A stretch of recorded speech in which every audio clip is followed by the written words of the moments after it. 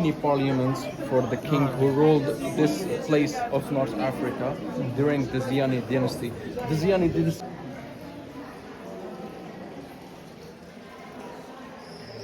by one of his aides.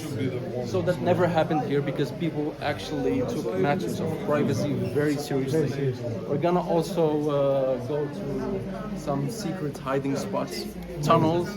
They exist there, but we're gonna go room by room today.